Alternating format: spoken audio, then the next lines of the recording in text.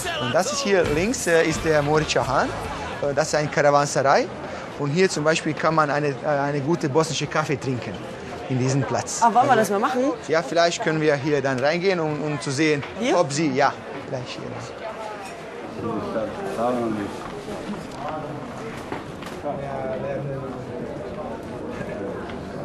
Also jetzt haben wir unsere bosnische Kaffee bekommen. Die ist so serviert, so wie wirklich wie früher, also in typischen Bosnien, also Kupfergedeck, genau. Und wir haben also also eine kleine Kanne, wir nennen das Jezva. Und innen drin ist Kaffee und dann, also wenn man die Kaffee trinken möchte, zuerst mal, weil da oben ist der Satz rausgegangen, muss man ein bisschen so, nur ein bisschen oben rühren, damit es runtergeht. So. Und dann also in den Filjans, Tässchen, in kleinen Täschchen, tun wir dann Kaffee rein. Leute sagen türkische, wir sagen bosnische, deswegen, weil wir Kaffee sehr viel trinken und wir glauben mehr als die Türken. Die Türken trinken vielleicht viel mehr Tee, aber wir trinken also sicherlich Kaffee.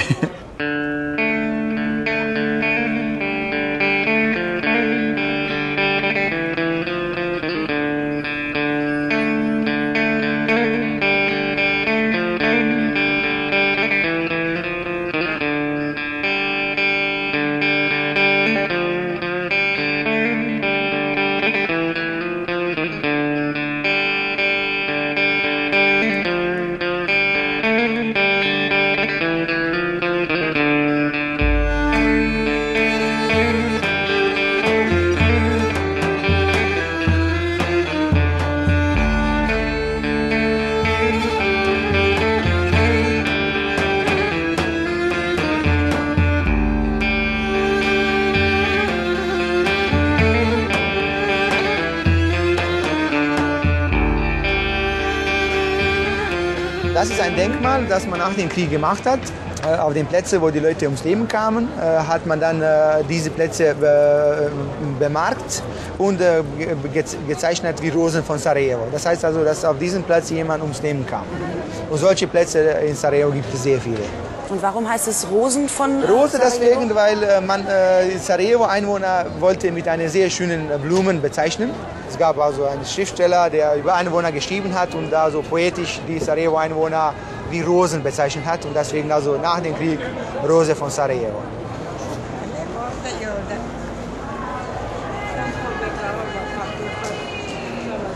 Sie ist weggerannt. Sie war auch in der Nähe, wenn es passiert ist. Ja? Ja. Das ist einer von 3 Sarajevo-Massakers. Also alle passierten hier in der Nähe, die großen. Einer ist berühmt wie Markale, also Marktplatz. Da war auch der letzte Massaker im 28. August 1995. Und nach diesem Massaker eigentlich hat Gott sei Dank Welt verstanden, was hier abläuft und hat den Krieg auch sehr schnell beendet. Leider erst nach 3,5 Jahren, aber Wir hätten früher eingreifen sollen. ja, sicherlich. Also die sollten früher eingreifen.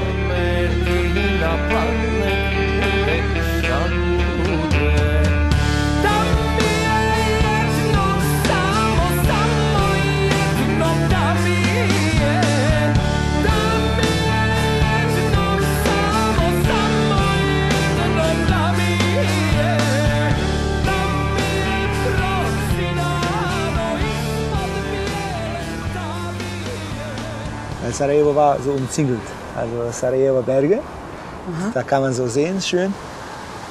Wir sind also in einem Tal, jetzt 550 Meter über dem Meerspiegel und die Berge sind so 1200 bis 2000 Meter hoch. Und das war eigentlich der Ring um Sarajevo während dem Krieg.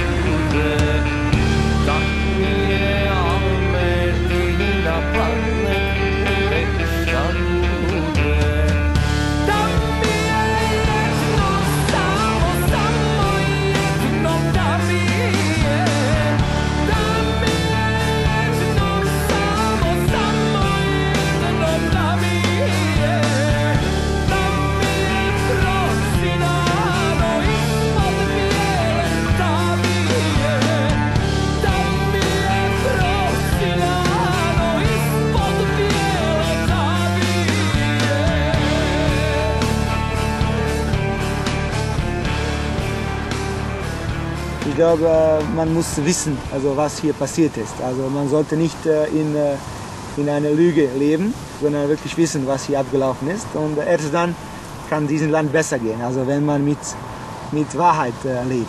Findest du, es ist irgendwie nicht, ist eher verdrängt worden, als dass man sich mit der Wahrheit konfrontiert hat? Oder warum sprichst du die Wahrheit an? Ja, weil viele Leute mussten wegen ihren schlechten Taten noch verhaftet werden und in Gefängnis gehen oder verurteilt werden.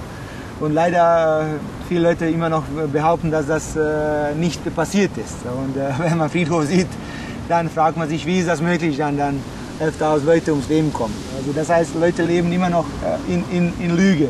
Und das ist falsch. Also wenn man Zukunft für dieses Land will, muss man mit Wahrheit leben. Viele Leute von ganzen Welt irgendwie versuchen uns etwas zu lernen, was wir durchgegangen sind. Also so Politiker oder so, die sollen diesem Land helfen, nicht erlauben, dass es irgendwann wieder passiert. Das heißt, vielleicht uns die NATO akzeptieren, weil so, glaube ich, das können wir sicher sein, dass diese schlechte Sache nicht wieder passiert. Und auch vielleicht Europäische Union, weil diese Leute wirklich das verdient haben. Obwohl wir große Probleme haben, ich glaube, Europa muss in diese Richtung schauen, damit sie politisch uns integriert in eine normalen Strukturen, europäischen oder Weltstrukturen.